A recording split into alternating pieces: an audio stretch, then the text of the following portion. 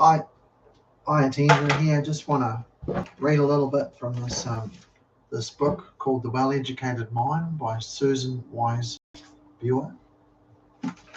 Uh, it's regarding classical education and what that means.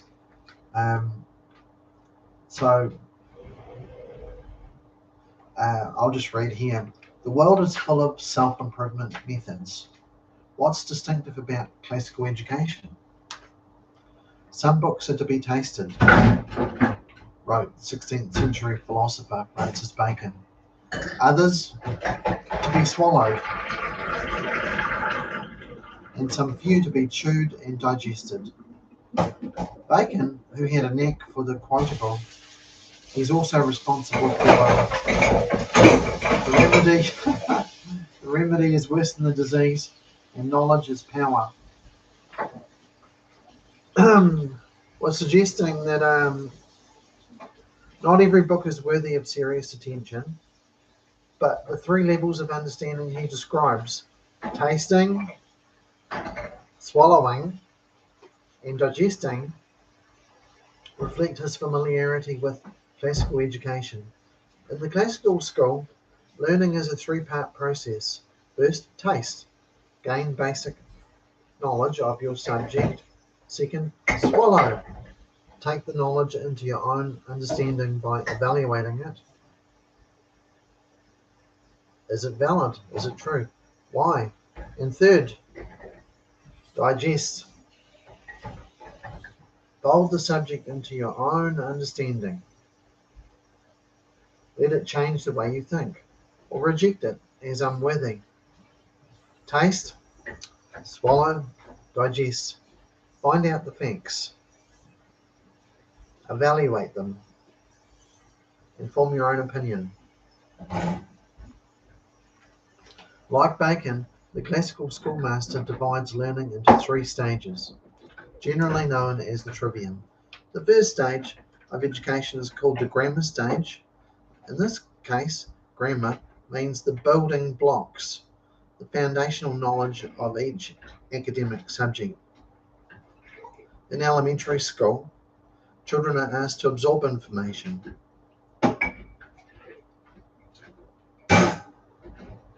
not to evaluate it, but simply to learn it.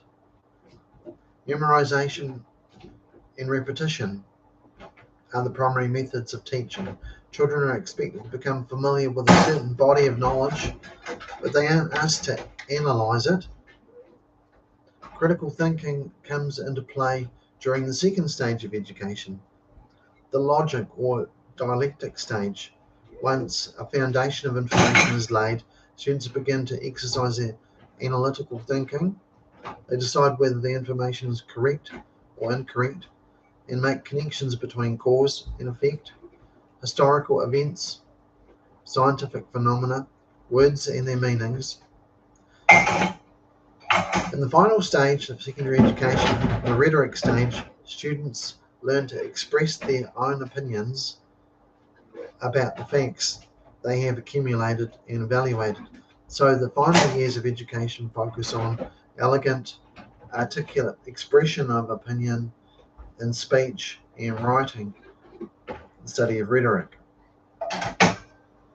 Classically educated students know that this pattern, you learn the facts and you analyze them, express your opinions about them, applies to all later learning. But if you haven't been classically educated, you may not recognize that these three separate steps also apply to reading, just within reading. It is impossible to analyze on a first reading. You have to grasp a book's central ideas before you can evaluate them. And after you've evaluated, asking, are the ideas presented accurately?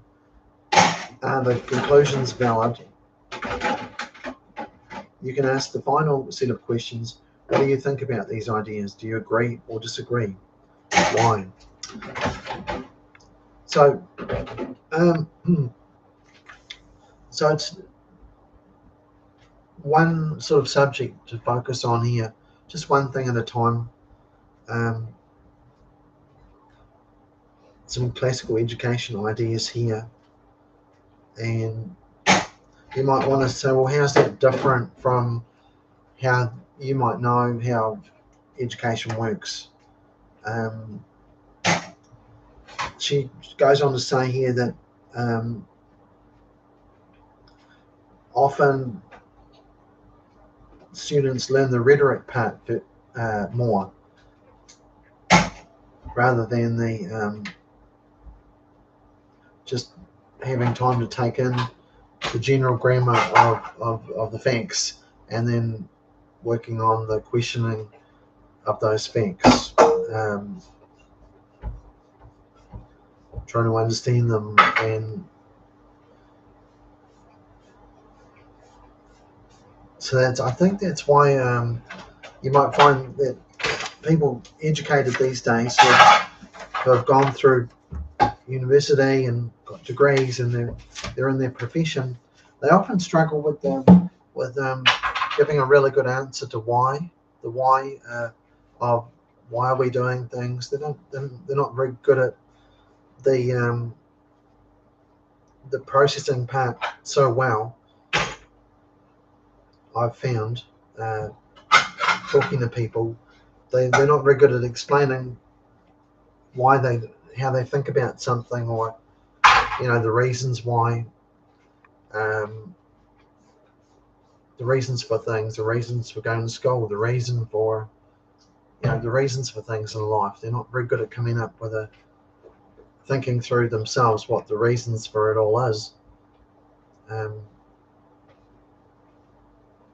But the classical education focuses more on that logic phase.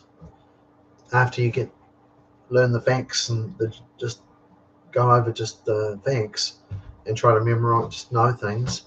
It focuses more on trying to analyze or ask questions about those everything, which is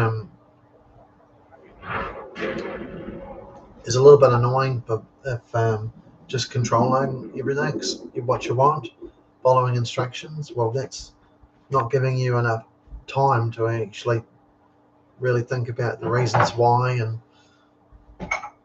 what things are all about.